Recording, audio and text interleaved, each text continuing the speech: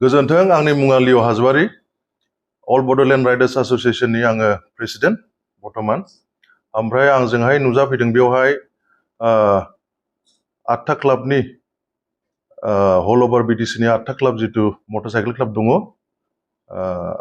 बिथांमोन chief president सेक्रेटारिफोर दंफैयो आरो बेवहाय मिडिया चेनेलनिफ्राय नुजाफैनो हानाय जायफोर बेयाव दंफैयो नोंथांमोनखौहाय आंनि एजेन्डाखौ बुंनायनि सिगां आङो साबायखर होबाय दिनैनि एजेन्डाया जों राइडार्स हिसाबै जों बिटिसि ओनसोलावहाय जितु 8था क्लाब दङ जों मा मावगासिनो दङ मा मावबोदों जोङो 10 बोसोरनिफ्राय बिनि सायाव एसे फोरमायनो सानदों आरो बेजों लोगोसे जितु रिसेन्टलि दिनैनिफ्राय सप्तानै सिगां ससियेल मिडिया हेन्डेल जेरै फेसबुक इन्स्टाग्रामावहाय जोंनि एक्टिभिटिसखौ लानानै एसे कन्ट्रोभार्सि फैदोंमोन बेखौ बिनि जुनैबो जों एसे क्लेरिफिकेसन होनो दिनैहाय जथुमा जादों आरो दा राइडार्सफोर बुङोब्ला स्पेसिफिकेलि अल ओभार द वर्ल्ड बे मुलुगावनो दङ दा जोंनि बिटिसि आवहाय राइडार्सफोरा बेखौ एडभेन्चार हिसाबै माब्लानिफ्राय जागायजेननाय हमनो थाङोब्ला गोदोनिफ्राय दंब्लाबो बै समावहाय सिचुवेसनफ्रा एथ'ग्राब थिग नङामोन दा थांनाय 6-7 बोसोरनिफ्राय जोंनि राइडार्सफोरा एक्टिभ जागासिनो दङ राइडार्सफोरा क्लाब दागासिनो दङ दा जोङो गुबुन गुबुन खामानि मावो हमनानै ला जों इभेन्ट खुङो बेजों लोगोसे जोङो आरोबाव आलदा आलदा खामानि जेरैहाय ब्लाड डनेसन खालामो प्लान्टेसन दंफां लाइफां गायनाय बेफोर खामानिखौबो मावो आरो बेजों लोगोसे आलदा आलदा क्लाबफोरा गावबा गाव केपासिटियावहाय हमनानै ला दुरान्ड कापआवबो मोनसे क्लाबा हेल्प खालामदोंमोन बेजों लोगोसे 2023 आवहाय जितु एभिक्सन जादोंमोन बेवहायबो रिलिफ सार्भिस हैदों बिनि सिगांबो बोसोरब्रै सिगांबो जेब्ला मंगलिया होननाय जायगायाव बिजनि खाथियावहाय चिरां डिस्ट्रिक्टआव जेब्ला दैबाना लोमदोंमोन बेयावबो रिलिफ सार्भिस हैदों बिदिनो आरो वर्ल्ड एनवायरनमेन्टेल डे आवहाय सेपलिं डिस्ट्रिबिउसन फुलि राननायबो बिदि खामानि मावो दा एज ए राइडार्स जोङो दासिम सिरि सिरि खामानिखौ मावफिनगासिनो दंमोन जोंनि थाखाय बेफोर इभेन्टफोरा मोनसे रेभलिउसन साइलेन्ट रेभलिउसन जों राइडार्स हिसाबै जों गावबागाव गासिबो गावबागाव सोरबा बिजनेस मावो सोरबा साख्रि मावो गावबागाव फैसा खामायनानै जोंनि जितु पेशन जायगा बेरायनाय मटर साइकेलजों जोङो आलदा आलदा जायगायाव थाङो दा बेजों लोगोसे जों समाजनो मा होफिननो हागोन बेफोरखौ ओंथि लानानै जोङो बिदिनो माल्टिपल बिदि इभेन्ट्स बोसोराव खालामबाय थायो आरो दा जितु रिसेन्ट कन्ट्रोभार्सि जादोंमोन ससियेल मिडियायावहाय सानै साथामसो गथ' बिसोरो एसे मोनसे फिसा क्लिप जितु 4th एडिशन बड'लेण्ड राइडार्स मिट होननाय 4th एडिशननि मोनसे फिसा क्लिप बेखौ लानानै एसे दुखुनांथाव खामानि मावदों आरो बिसोरो गुदि बिजौ बे इभेन्टआव मा जादोंमोन बेखौ मिथियालासिनो सोंफुआलासिनो बिसोरो किसुमान गाज्रि लेंगुवेजजों मिसकनसेपसन क्रिएट खालामदों आरो दा जों बिसोरनि नामखौ लानो थाङा खिन्थु बेयावहाय जों मा बुंनो थाङो आं मा बुंनो सानदों आरोखि जे समा सिगांनि बायदि नंला ना दिनैनि दिनावहाय आखाइ आखाइ मबाइल दङ गावबा गावनि पार्सनेल एकाउन्ट्स थायो बेफोरखौ जोङो दा जों साननो गोनां माब्रै जों बे मिडियाफोरखौ बाहायो जाय गथ'नि भिडिअखौ होदोंमोन बेजों जों पार्सनेलि रायलायनानैहाय बे गथ'आबो गावनो बुजिखादों जेबो नङा आदा बे मोनसे मिसकनसेपसन क्रिएट खालामदों गाव हेपि अनलि बे समावहाय जेब्ला कमेन्ट्सफोरा फैबाय थादोंमोन बे गथ'आ बुंदों आरोखि आं जेबो एफेक्ट जायाखै खिन्थु बे समावहाय कमेन्ट्सफोरखौ नायनानै एग्जाम सोलिगासिनो दंमोन आरो थ' बे एग्जामावहाय एसे प्रेसार गोग्लैदों स' जों सानो जे दिनैनि दिनावहाय डिजिटेल वर्ल्डआवहाय रिस्पन्सिबलि जों बै जायफोरा लिरदों बेखौल' नङा एज ए होल जोंनि बर' समाजखौ जों बुङो आरोखि रिस्पन्सिबिलिटि जों बेफोरखौहाय बाहायनांगौ दा बड'लेण्ड राइडार्स मिट होननाय मोनसे इभेन्ट जिथु जों खुंबोगासिनो दं 2020निफ्राय इट्स द अनलि इभेन्ट जों प्राउडलि बुंनो हायो जेखौ जोङो बोसोरबा उइदाउट गभर्नमेन्ट सापर्ट उइदाउट फान्डिं एक्सटार्नेल फान्डिं बेफोरखौ लायालासिनो जों गाव फैसा जमा खांलायनानै जि गामि ओनसोलाव जों टाउन सहराव खालामा बे इभेन्टखौ गामि गोथौआवसो थांनानै जोङो इभेन्टखौ खालामहैयो टुरिजम प्रमट खालामो आरो बे इभेन्टआवहाय जोङो मा खालामो रायजो राजाफोरखौ लाफानानै खालामो रायजो राजाफोरजोंहाय जोङो गामियाव थांनानै बै जायगाखौ लानानै बिसोरनिफ्राय एनअसि लाग्रोयो बिसोरखौ बुजायो ओमफ्राय बे इभेन्टआव मा जायो आलदा आलदा जायगानिफ्राय दाब जायगानिफ्राय राइडार्सफ्रा फैयो इनफेक्ट जोङो नुनो मोन्दों जाय इन्टारनेसनेल राइडार्सफोर फैदों बेयाव भुटाननिफ्राय फैदों नेपालनिफ्राय फैदों इन्डियानिफ्रायथ' अल अभार India north south west east गासै फैजोबखादों बिसोरखौ जों मा खालामो बिसोरखौ जों साननै माबोरै बरायो जोंनि कालचार जिथु मोसानाय दामनाय देनाय जानाय लोंनाय बेफोरखौ जों बिसोरनो देखायो साननै प्लास जोंनि जिथु हारिनि जायगाखौ लानानै खाथि खालानि मानसिफोर जों इन्टारेक्ट खालामहोयो जोंनि एकमडेसन जोंनि हस्पिटालिटिखौ जों देखायनो नाजायो आरो बिनि गेजेरावनो बै मोसानायखौहाय मोनसे फिसा क्लिप लानानै जों गुदि बिजौ मिथियाब्ला बिदि कमेन्ट पास खालामोबा बे बिराद दुखुनांथाव बाथ्रा दा बुंनो थाङोब्ला अल अभार इन्डिया मोनसे राइडार्स मिट दङ जिथु जों सबसे माने पुरुना ओमफ्राय बिगेस्ट स्केलावहाय जायो बेखौ जोङो बुङो राइडार मेनिया बिनि नेक्स्टआनो दङ मोनसे इभेन्ट जिथु नर्थ इस्टआव जायो जोंनि नर्थ इस्टआवहाय नर्थ इस्ट राइडार्स मिट होननाय जायो NERM दा बिनि 3 नाम्बारावनो जोंनि BRMआ दा सफैगासिनो दङ बुंनो थाङोब्ला बेजों लोगोसे not only BRM Bodoland riders meet बेजों लोगोसे जोंनि आरोबाव आलदा मोननै मोनथाम क्लाबा आरो मोनसे इभेन्ट खुंबावदोंमोन दैजिं राइडार्स मिट होननाय जोंनि थाखाय आरो नै थांनाय बोसोरावनो बे बोसोरावनो आरो मोनसेबाव इभेन्ट जाबावदों आसाम राइडार्स मिट होननाय जोंनि बे फिसा ओनसोलाव BTC आवहाय मोनब्रै डिस्ट्रिक्टनि गेजेरावनो जे जोङो गासैखौ लानानै हिसाब खालामोब्ला 9था इभेन्ट जों खालामनो हादों जितु हल आसामानो खालामनो हायाखै दा जोंनि थाखाय एक्चुअलि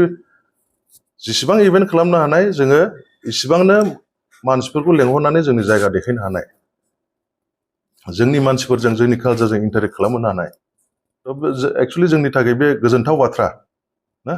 जोंनिफ्राय बेफोरखौ बुंनानै जेनेबा आंनि साइडनिफ्राय जितु इरेसपन्सिबल इउज अफ ससियेल मिडिया बेफोरखौ जोङो रिस्पन्सिबलि बाहायनो सेस्था खालामनांगौ जोंनिफ्रायबो सासे सानै बिदि सुबुंफोरा बिदि कमेन्टस होबा जोंबो दिनैनि उनावहाय जों एक्सन लानांगोन जागोन स्ट्रिक्ट लिगेल एक्सन लागोन जोङो खारन जोंना आब्रा होननाया अल बड'लेण्ड राइडार्स एस'सिएशना बे सिम्पल मोनसे माबा नङा एस'सिएशन नङा it's a very organized association properly structured आरो जोङो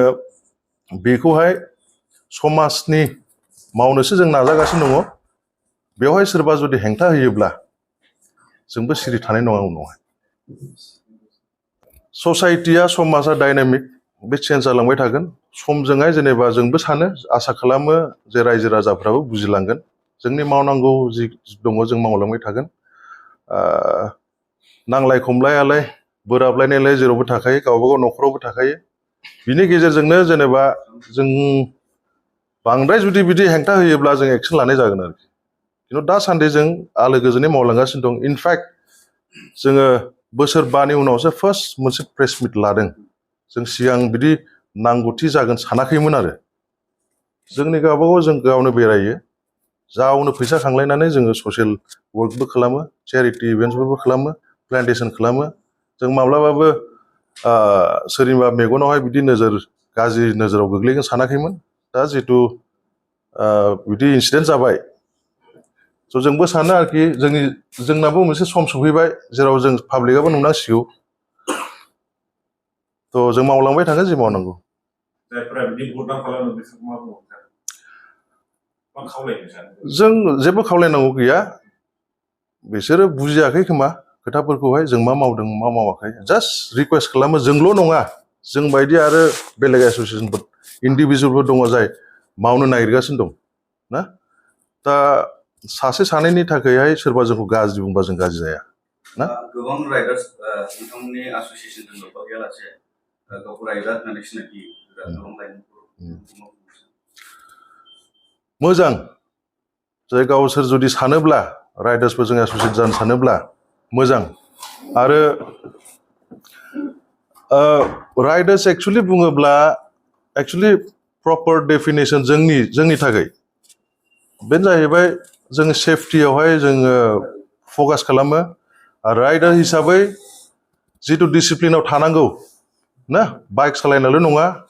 बाइक सालायनायावल' जोङो मोजां सेफटि गियार्स गाननानै थांनायल' नङा एज ए रेसपन्सिबल सिटिजेन जों गावबागाव क्लाबावहाय जोङो बेखौहाय प्रेसार होयो आरोखि जे each and every member of आ क्लाब्स जोंनि गावबागाव क्लाबावहाय जायफोर दङ गासैखौबो जों मोनसे डिसिप्लिनावहाय not only a rider who focus on safety but along with that be a responsible citizen ना समाजावहाय जेनेबा बेरायलाय नों एनि इभेन्ट एटेन्ड खालाम मानसिफोरजों माबोरै रायज्लायनांगौ मानांगौ ना माबोरै बेबहार खालामनांगौ जों बेखौबो एक्सुवेलि जोंनि क्लाबनि आन्डारावहाय जों डिसिप्लिन लाबोनो नाजायो आरोखि आरोबो जालांगासिनो दङ सोरबा जुदि गोदान बिदि इन्ट्रेस्टेडब्ला कन्टेक्ट खालामनो हागोन जोङो दङ जों हेल्प खालामगोन सोरबा गोदान क्लाब दानोबाबो जों हेल्प खालामगोन जोंजोंहाय एस'सियेट जानोबाबो जोङो हेल्प खालामगोन आरो स' जोङो नुनो मोनो जे गोबां बिदि क्लाबफोरनिया राइडार हिसाबै हिन्जावसाफोरखौबो ओंखारनाय नुनो मोनो खिन्थु बड'ल हिसाबै जोङो माखासे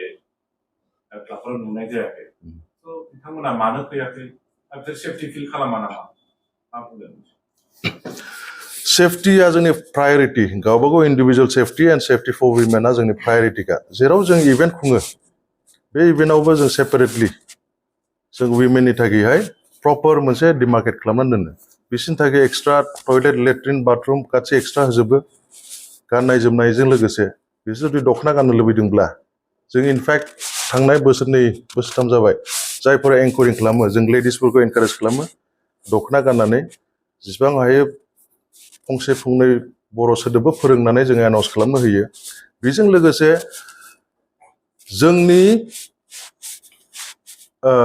मेल राइडार्स जिथु जोङो हौवाफोर जोंनि पिकआपआनो थांनाय 6-7 बोसोरावसो जाखादों आरो दा बर' हिन्जावसा गथ'फोर गैया नङा दङ लासै लासै ओंखारबोगासिनो दङ जों जेब्लायबो बिसोरखौ एनकारेज खालामो आरो जिथु इभेन्ट जादोंमोन 5th एडिसन थांनाय आइफवालाव जिथु जादोंमोन गल्डेन लेंगुवेज मटरसाइकेल क्लाबा जिथु अर्गानाइज खालामदोंमोन हस्ट खालामदोंमोन बेयावथ' जोङो गैयाब्लाबो फार्स्ट टाइम रेकर्ड मोनदों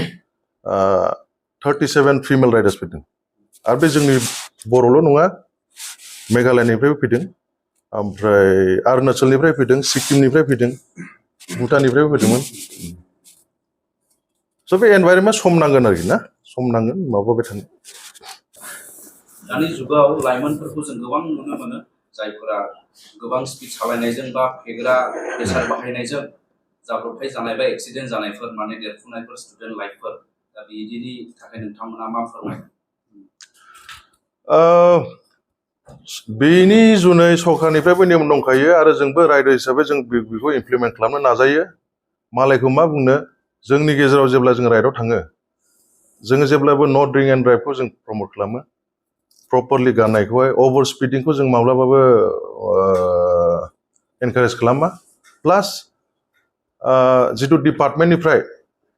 जिथु सेफटि उइक थायोना बोसोराव खेबसे रड सेफटि उइक थायो बेयावबो जोङो क्लाब हिसाबै जोङो डिपार्टमेन्टजोंहाय क'पारेसन थायो आरोना